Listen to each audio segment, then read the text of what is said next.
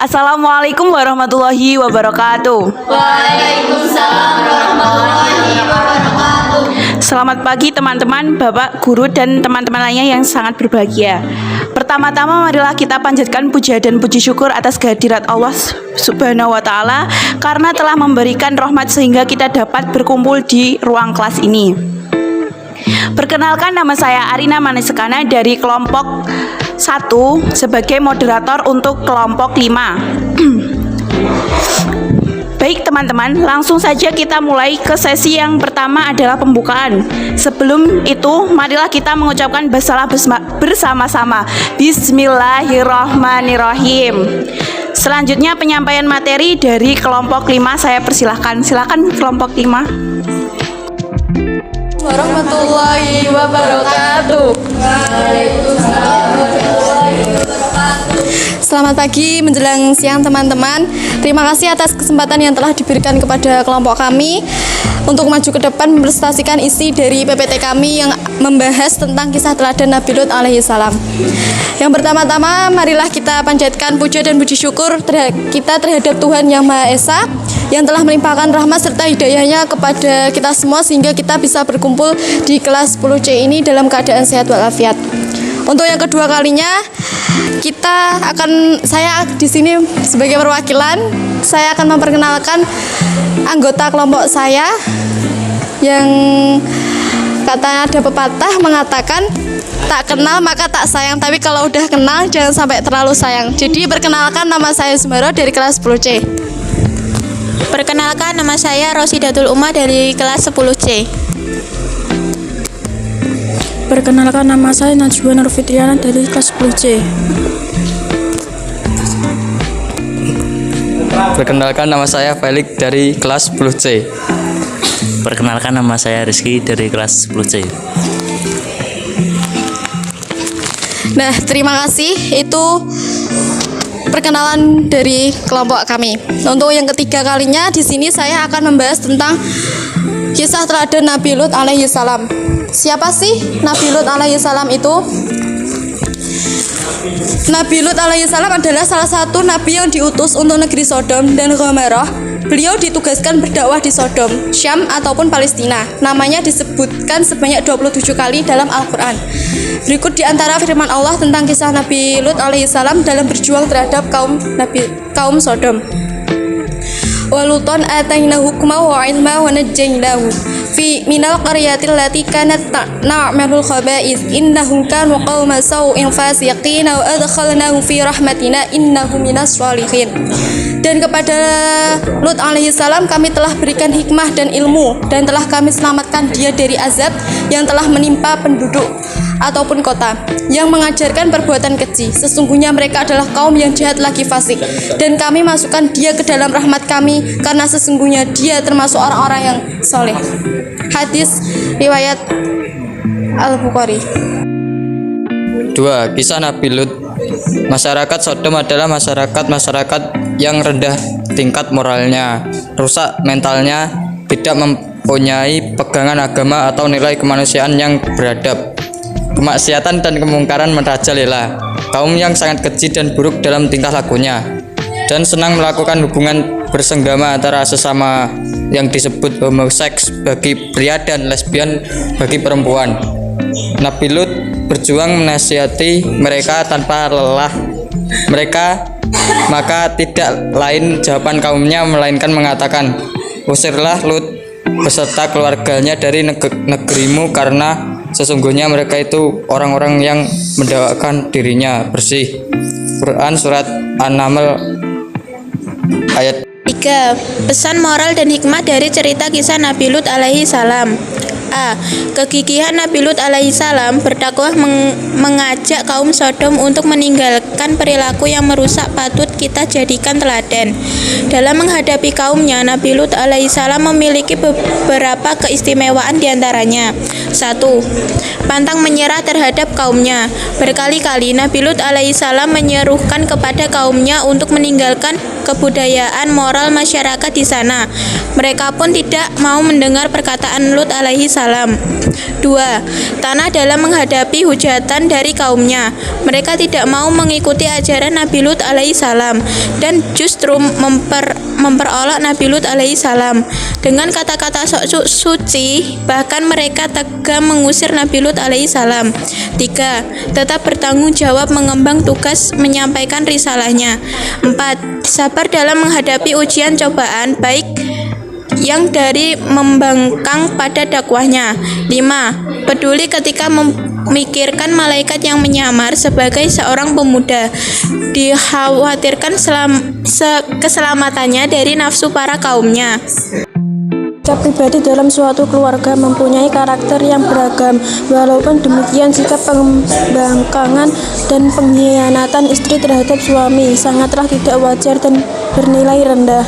C. Cobaan dan rintangan dalam berdakwah bisa datang dari manapun, termasuk keluarga dekat seperti istri Nabi Lut alaihissalam, malah menjadi penghalang dakwah. D. Sikap membangkangkan terhadap perintah Allah dan tidak mau bertaubat akan mendatangkan azab Allah seperti yang menimpa kaum Sodom. E. Siksa atau azab yang menimpa komunitas manusia tentu bukan salah dan kemauan Allah, tetapi oleh karena perilaku anggota masyarakat itu sendiri. 4. Ibrah maraknya isu lesbian, gay, biseksual, dan transgender LGBT belakangan ini mengharuskan kita semua belajar lagi dan mengambil hikmah dari kisah Nabi Lut dan kaumnya yang dikenal berperilaku menyimpang, yaitu kaum homoseksual. A. Perbuatan homoseksual. Pria atau wanita penyuka sejenis disebut fahisyah. Menurut Muhammad Al-Hijaz dalam At-Tafsir Al-Wadih, esensi fahisyah itu adalah perbuatan yang sangat keji, buruk, menjijikan, dan sangat membahayakan. B. Perilaku lesbian dan gay kaum Lut itu disebut munkar, ditolak keras dan tidak bisa diterima norma agama, etika, atau hukum. Perilaku kaum Nabi Lut alaihi salam itu dinilai zalim, baik zalim pada dirinya sendiri maupun orang lain. D. Perilaku kaum Nabi Lut alaihi salam itu musrif, artinya sungguh keterlaluan atau melampaui batas kepatutan dan kewajaran atau abnormal. Hewan yang tidak punya akal saja tidak ada yang menyukai sesama jenis. Artinya perilaku kaum Nabi Lut alaihi salam itu lebih hina daripada perilaku hewan. E. Perilaku kaum Nabi Lut alaihi salam itu dinilai mufsid atau merusak tujuan dan fungsi pernikahan, yaitu reproduktif secara sehat dan halal, sekaligus merusak spiritual dan masa depan manusia. F. Perilaku kaum Nabi Lut alaihi salam itu jelas melarang HAM, melawan nurani dan fitrah kemanusiaan yang benar dan lurus, mematikan proses reproduktif melalui pernikahan berbeda jenis, dan mematikan masa depan kemanusiaan. G. Karena keji dan nistanya perbuatan homoseksual, maka Allah Subhanahu wa taala menurunkan siksa keadaan mereka 6 siksaan sebagai berikut. 1. Allah menurunkan hujan batu. 2. Allah membutakan mata mereka. 3. Allah membalikan negeri mereka sehingga tanah menjadi atap dan atap menjadi tanah. 4. Allah menurunkan hujan yang sangat dahsyat dan hebat. 5. Allah menurunkan suara keras yang sangat menggelegar. 6. Allah menurunkan angin yang sangat kencang yang membawa bebatuan. Sungguh siksaan yang sangat mengganaskan sekaligus hukuman yang sangat menyeramkan. Sekian dan terima kasih presentasi kami. Nah, itulah materi yang disampaikan oleh kelompok 5, yaitu membahas tentang kisah teladan Nabi Lut alaihissalam. Baik, kali ini akan dibuka sesi tanya jawab. Bagi teman-teman yang ingin bertanya, silahkan ancungkan tangan, sebutkan nama serta kelompoknya. Baik, untuk teman-teman sebelum mengajukan pertanyaan, sebelumnya pada kali ini saya meminta kesepakatan dari kalian. Semua pertanyaan-pertanyaan tersebut ditampung terlebih dahulu atau bisa langsung dijawab oleh presentator. Silakan, gimana teman-teman?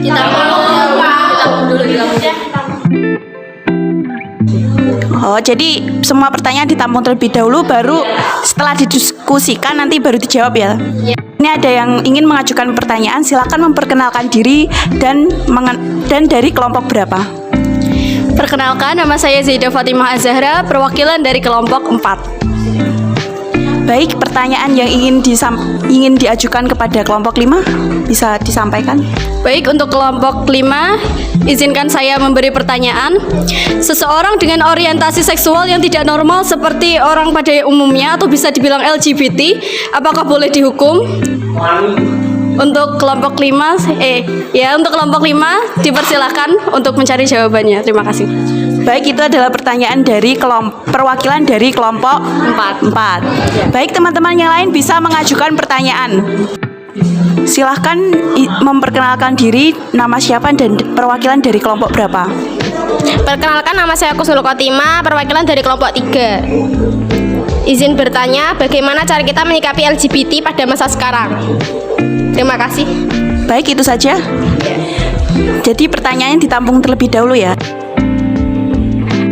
Baik, bisa memperkenalkan diri terlebih dahulu, nama dan dari perwakilan kelompok berapa.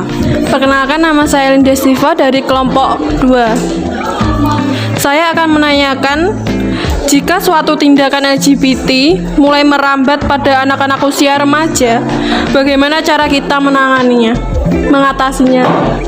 Terima kasih. Baik, itu saja. Jadi pertanyaan tersebut ditampung terlebih dahulu ya. Terima kasih. Dari kelompok berapa tadi? Kelompok 2. Ya. Baik, bisa memperkenalkan diri, nama siapa dan dari perwakilan kelompok berapa. Kenalkan, nama saya Haikal Deswen Ahmad dari perwakilan kelompok 1. Silahkan jika ingin mengajukan pertanyaan. Baik, bagaimana sikap Nabi Lut terhadap kaumnya yang menyimpang?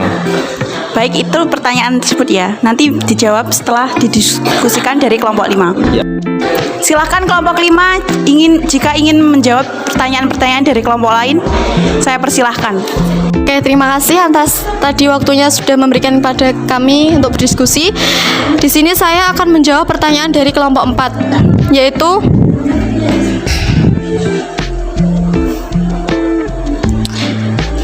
seseorang dengan orientasi seksual yang tidak normal seperti orang pada umumnya atau bisa dibilang LGBT, apakah boleh dihukum?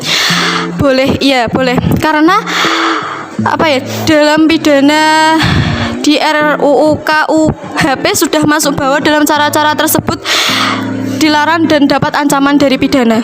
Terima kasih. Baik, pertanyaan dari kelompok 4 telah dijawab. Adakah sanggahan atau tambahan? Baik, bisa maju ke depan.